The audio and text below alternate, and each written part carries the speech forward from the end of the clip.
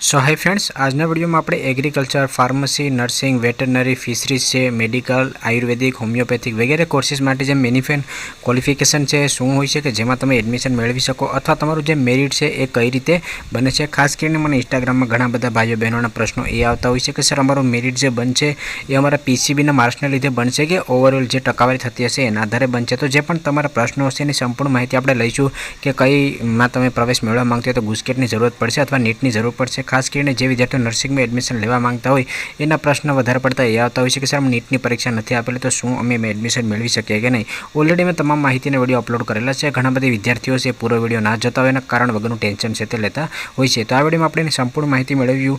જો તમે ચેનલમાં ન હોય તો ચેનલને સબસ્ક્રાઈબ કરી રાખજો જેથી કરીને જ્યાં સુધી તમને લોકોને કોલેજ, સ્કોલરશિપ અને હોસ્ટેલ ના મળે ત્યાં સુધી સંપૂર્ણ લાઈવ પ્રોસેસના અને માહિતીના વિડીયો હું અપલોડ કરતો રહું જેથી કરીને તમને જેનો ફાયદો થશે। તો તમે નવા હોય તો ચેનલને સબસ્ક્રાઈબ કરી રાખજો અને ઇન્સ્ટાગ્રામમાં ડેઇલી અપડેટ આવતી હોય છે તો ઇન્સ્ટાગ્રામ પેજમાં પણ ફોલો કરી લેજો। તો અહીંયા મેં જે તમારે કોર્સીસ લાગુ પડતો હોય એનું હું અહીંયા ટાઈમ સ્ટેપ આપી દઉં છું। જો તમારે ફાર્મસીનું જોવું હોય તો ડાયરેક્ટ ફાર્મસીનું જોઈ શકો છો, નર્સિંગનું જોવું હોય તો ડાયરેક્ટ નર્સિંગનું જોઈ શકો છો અને એગ્રીકલ્ચરનું જોવું હોય તો એ પ્રમાણે અહીંયા ટાઈમ આપેલો છે, તમે વિડીયો સ્કીપ કરીને પણ જોઈ શકો છો। તો પહેલાં આપણે એગ્રીકલ્ચરની વાત કરીએ તો એગ્રીકલ્ચરમાં જે પણ વિદ્યાર્થીઓને વેટરનરીમાં BVSc અને AS માં એડમિશન લેવાનું હોય તેમાં ઓપન અને EWSમાં આવતા હશે તો એ ફિઝિક્સ, કેમિસ્ટ્રી, બાયોલોજી અને ઇંગ્લિશમાં 400માંથી 200 આવેલા એટલે કે 50% હોવા જોઈએ।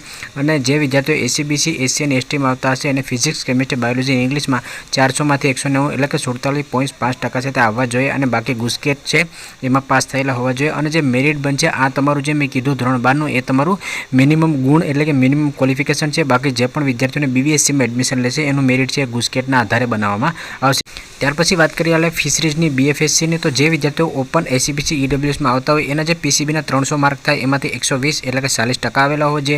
જે SC ST કેન્ડિડેટ હશે એને PCBના 35% એટલે કે 300માંથી 105 માર્ક આવેલા હોવા જોઈએ અને એ લોકો ઇંગ્લિશમાં પાસ હોવા જોઈએ। જે વિદ્યાર્થીઓ ફિશરીઝમાં એડમિશન લેવા માંગતા હોય આમાં તમારે 60% જે ધોરણ 12નું ક્વોલિફિકેશન છે એના આધારે અને 40% તમારા ગુસ્કેટના બનશે એના આધારે તમારે મેરિટ છે એ બનાવવામાં આવશે। જે લોકો BSc honours agriculture, horticulture, forestry કે BTech બાયોટેકનોલોજીમાં લેવા માંગતા હોય એ વિદ્યાર્થીઓમાં ઓપન ACBC EWSને 300માંથી 120 એટલે કે 40% આવેલા હોવા જોઈએ। SC STના વિદ્યાર્થીઓને 300માંથી 105 એટલે કે 35% આવેલા હોવા જોઈએ। જે 60% તો તમારું મેરિટ છે PCBના આધારે અને 40% ગુસ્કેટના આધારે એટલે કે તમારું મેરિટ છે એ 60 અને 40ના રેશિયામાં બનશે। ત્યાર પછી જે વિદ્યાર્થીઓ BTech ડેરી ટેકનોલોજીમાં એડમિશન લેવા માંગતા હોય અને ઓપન ACBC EWSમાં 40% એટલે કે 300માંથી 120 આવેલા હોવા જોઈએ અને જે વિદ્યાર્થીઓ SC ST કેન્ડિડેટ હશે એને 35% એટલે કે 300માંથી 105 માર્ક આવેલા હોવા જોઈએ અને ઇંગ્લિશમાં એ પાસ હોવા જોઈએ। એમાં પણ 60% PCBના આધારે થિયરી માર્ક અને 40% ગુસ્કેટના આધારે એ પ્રમાણે તમારું મેરિટ છે બનાવવામાં આવશે। ત્યાર પછી BTech agri engineering, food tech technician, agri IT, renewable energy અને એન્વાયરમેન્ટ એન્જિનિયરિંગ છે એમાં ઓપન ACBC EWSને 300માંથી 120 એટલે કે 40% આવેલા હોવા જોઈએ। SC STના વિદ્યાર્થીઓને 300માંથી 105 એટલે કે 35% આવેલા હોવા જોઈએ। આ ધોરણ 12નું ક્વોલિફિકેશન છે અને 40% ગુસ્કેટનું માર્ક એટલે કે 40 + 60ના રેશિયોના આધારે તમારું મેરિટ છે બનાવવામાં આવશે।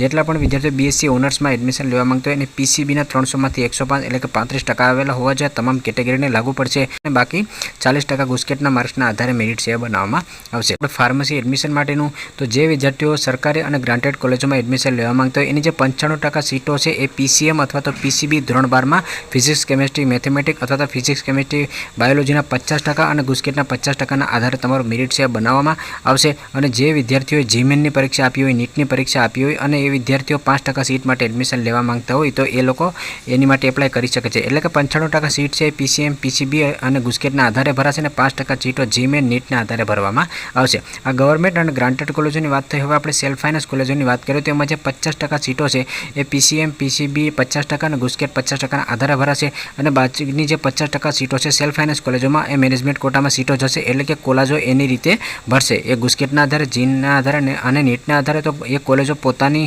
સત્તા હોય છે એટલે તો પોતાની રીતે પણ એ સીટો છે ભરી શકે છે। ત્યાર પછી વાત કરીએ આપણે BSc નર્સિંગ માટેની તો BSc નર્સિંગમાં એડમિશન લેવા માટે 12 સાયન્સ પાસ થયેલા હોવા જોઈએ, મિનિમમ 45% હોવા જોઈએ અને જે રિઝર્વ કેન્ડિડેટમાં હોય એટલે કે OBC, SC અને ST તો એને 40% હોવા જોઈએ। જનરલ કેટેગરીના વિદ્યાર્થીઓને ધોરણ 12 સાયન્સમાં 45% હોવા જોઈએ। એટલે ફિઝિક્સ, કેમિસ્ટ્રી, બાયોલોજી અને ઇંગ્લિશ આમાં તમારે થિયરી અને પ્રેક્ટિકલ બંનેના માર્ક છે તે કાઉન્ટ થશે। એટલે કે BSc નર્સિંગમાં એડમિશન લેવા માટે ધોરણ 12 સાયન્સ પાસ થયેલા જનરલ કેટેગરીના વિદ્યાર્થીઓને 45% અને રિઝર્વ કેટેગરીના વિદ્યાર્થીઓને 40% PCBEમાં હોવા જોઈએ. થિયરી અને પ્રેક્ટિકલ એના આધારે તમારું મેરિટ છે બનાવવામાં આવશે. BSc નર્સિંગ ગુજરાતમાં એડમિશન લેવા માટે સરકારી કોલેજો કે સેલ્ફ ફાઇનાન્સ કોલેજોએ નીટની એક્ઝામ કે ગુસ્કેટ કે જે કોઈ પણ એક્ઝામની જરૂરત નથી. ફક્ત ધોરણ 12 સાયન્સ અને અહીંયા જે લાયકાત છે હોવા જોઈએ. ખાસ કરીને મને ઇન્સ્ટાગ્રામમાં પ્રશ્ન આવતો હતો, કારણ કે હું ઇન્સ્ટાગ્રામમાં તમે અપડેટ આપતો હોઉં છું, તો ઇન્સ્ટાગ્રામમાં પણ ફોલો કરી લેજો. જે વિદ્યાર્થીઓને GNMમાં એડમિશન લેવાનું, ANMમાં એડમિશન લેવાનું હોય તો ધોરણ 12 છે એ સામાન્ય પ્રવાહમાં પાસ થયું હોય, તમે કોમર્સ પ્રવાહમાં કર્યું હોય કે સાયન્સ પ્રવાહમાં પાસ કર્યું હોય, તમે આમાં એડમિશન છે લઈ શકો છો. પરંતુ ઇંગ્લિશ વિષયમાં તમે પાસ થયેલા હોવા જોઈએ. GNM માટે વાત કરીએ તો ઓપન માટે 40% અને રિઝર્વ કેટેગરી માટે 35% આવેલા હોવા જોઈએ. ANM છે એમાં ફક્ત બહેનો જ એડમિશન લઈ શકે છે, એમાં ભાઈઓને એડમિશન આપવામાં આવતું નથી. JNMમાં બોયઝને પણ એડમિશન આપવામાં આવે છે. ત્યાર પછી ફિઝિયોથેરાપી, BNYS, BO અને BOT માટે 12 સાયન્સ પાસ હોવેલા જોઈએ. PCBE માટે થિયરી અને પ્રેક્ટિકલ સાથે.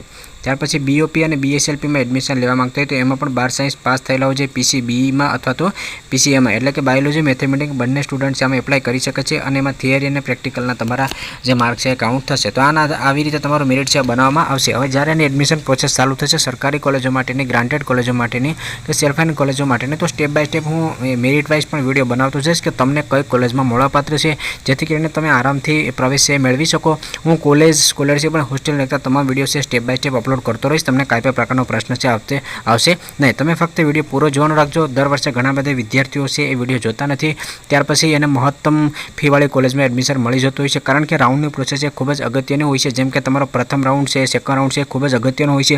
બરાબર તમે વિડીયો નહીં જોશો, તમે કોલેજ ચોઈસ કરવામાં ભૂલ કરશો તો તમારું મેરિટ સારું હશે, તમારે ટકાવારી સારી હશે, પરંતુ તમે કોઈ વધારે ફીવાળી સેલ્ફ ફાઇનાન્સ કોલેજમાં તમને એડમિશન મળી જશે તો તમારે વર્ષની લાખો રૂપિયા ફી છે તે ભરવી પડશે. તો સંપૂર્ણ માહિતી છે સ્ટેપ બાય સ્ટેપ તમને સમજાવતો જઈશ, જેથી કરીને તમને કાંઈ પણ પ્રકારનો પ્રશ્ન ના રહે. કોઈ પણ એડમિશન પ્રોસેસ હોય, ધોરણ 12 સામાન્ય પ્રવાહ, કોમર્સ પ્રવાહ કે સાયન્સ પ્રવાહ ઉપરની, એની સંપૂર્ણ વિડીયો હું અપલોડ કરતો રહીશ અને ઇન્સ્ટાગ્રામમાં પણ અપડેટ તમને લોકોને આપતો રહીશ. તો જો તમને આ વિડીયો પસંદ આવે તો લાઇક કરજો અને ચેનલમાં નવા હોય તો ચેનલને સબસ્ક્રાઈબર કરવાનું ભૂલશો નહીં.